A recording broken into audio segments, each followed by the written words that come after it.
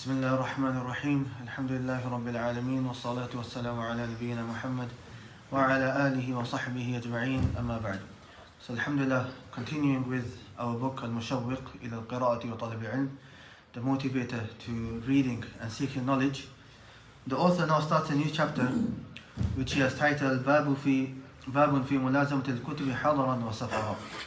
The chapter regarding always clinging on and sticking to a person's books whilst he is resident and whilst he is also traveling. وحملها على ظهرهم في رحلاتهم. And how the scholars in the past would even carry books on their backs whilst they were traveling. Last week we discussed and we introduced the topic of loving books and how that was a branch of loving knowledge. And in this chapter, the author makes it a bit more specific regarding books, and he talks about how the scholars were when it came to whether they were traveling or even resident, how they would always be with a book, and you wouldn't see them except that they had a book with them. So the author starts off by mentioning an incident that Imam al-Dhahabi mentions regarding Ibn Tahir al-Maqdisi. And Ibn Tahir al-Maqdisi, he says regarding himself, بلت الدم في طالب الحديث مرتين, that twice I started to bleed due to seeking knowledge, once in Baghdad and once in Mecca. And he says كنت أمشي حافيا في الحر فلحقني ذلك.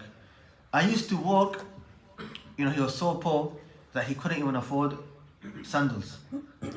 So he said I used to walk barefoot in the scorching sun, and that caused my feet to bleed. وما ركبت دابة قط في طلب الحديث. And I have never mounted an animal in seeking hadith. Meaning I've never got, nowadays the equivalent would be going in a car.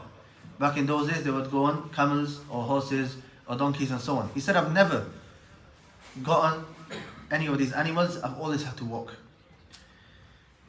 وكنت أحمل كتبي على ظهري. And I used to carry my books on my back.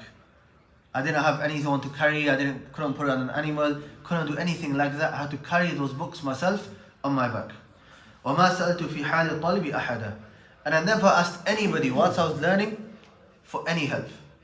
كنت أعيش على ما يأتي.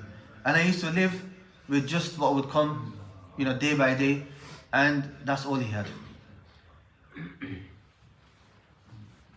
And then the author, he mentions another statement of Al-Hafidh Abdul Qadir Al-Ruhawi. It said regarding him that he was so far from loving wealth, is that all of the money and wealth that he had inherited, he sold all of that money and all of that inheritance. He sold all of that, and he was rich. His father was a businessman. But he sold all of that, and all the money that he made, he spent it on books and in his pursuit of knowledge. And then he says, حتى سافر إلى بغداد وأصبهان مرات ماشيا يحمل كتبه على ظهره. And many a time he would travel to these different cities whilst carrying these books on his back. So you can see, subhanAllah, that even in their travel, and even though it was difficult, these scholars would never leave their books.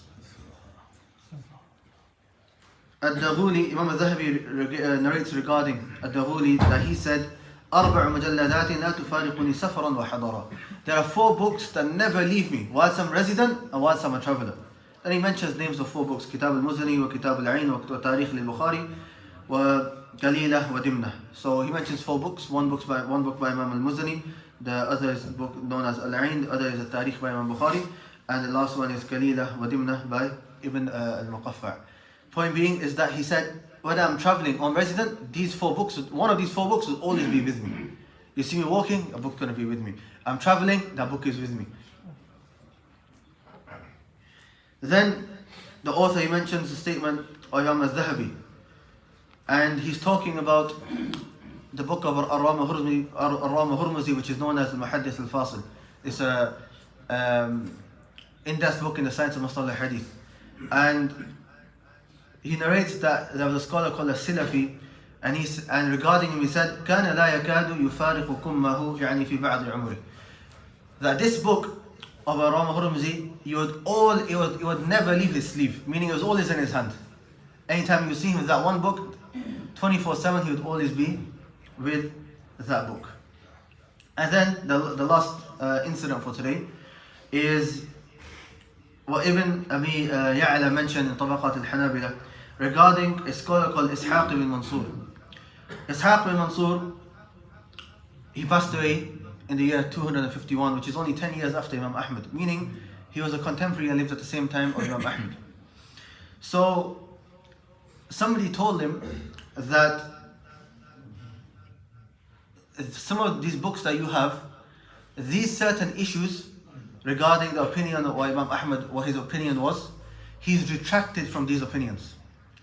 So what he did, as soon as he heard Imam Ahmad retracted from these opinions, all those books which mentioned those opinions, he got all of them, and he traveled, and he had all these books on his back, until he went to Baghdad and he met Imam Ahmad. And he met Imam Ahmad and he asked Imam Ahmad regarding these issues, and Imam Ahmad agreed that yes, I have retracted from these issues. And at the end of this narration it says, وَأُعْجِبَ أَحْمَدُ بِذَلِكَ مِنْ شَأْنِهِ. Even Imam Ahmad was impressed by what this man had done. That he heard one thing and he traveled with books on his back to go and learn about the knowledge. So subhanAllah, it's a very short chapter today, but again it shows how these were ulama who passed away centuries ago. But in reality it's not like they are passed away, they're still alive, because we still mention their name, we still make dua for them, we still benefit from them. And they are the ones who transmitted the religion of Allah subhanahu wa ta'ala to us. And obviously the heads of them are the Sahaba radiallahu anhum. And what raised them to this rank, what made them such a high rank that even till now we mention their name and we make dua for them and we benefit from their works, and they get still, whilst they're dead, they're still gaining all these rewards, is because of that knowledge that they had. That they were serious when it came to learning that knowledge, when it came to acting upon that knowledge, when it came to spreading that knowledge, and they had patience throughout every single scenario they went to. It didn't happen that one day teacher came 10 minutes late, or that's it, he's not professional enough, that's it, I'm not going to study anymore. Or this lesson's going on but the link wasn't uploaded on time. Or anything small, like nowadays something small happens, that's it. After 1-2 lessons, students give up and they leave. And then then we ask ourselves, why don't we have scholars like we had scholars in the past? And it's not something impossible that we can, even somebody from Manchester, somebody can become a scholar, and somebody can have a high status in their religion, somebody could maybe become a person that people are referring back to. But it's about having that will only happen after the tawfiq of Allah subhanahu wa ta'ala, that you have the same aspirations that they did, and the same sincerity that they did, and you put in the same hard work that they did. So we ask Allah subhanahu wa ta'ala to allow us to follow in the footsteps of these ulama and to grant us beneficial knowledge. Subhanakallah wa hamdika, ashhadu an la ilaha illa anta, astaghfiruka wa atubu ilayk.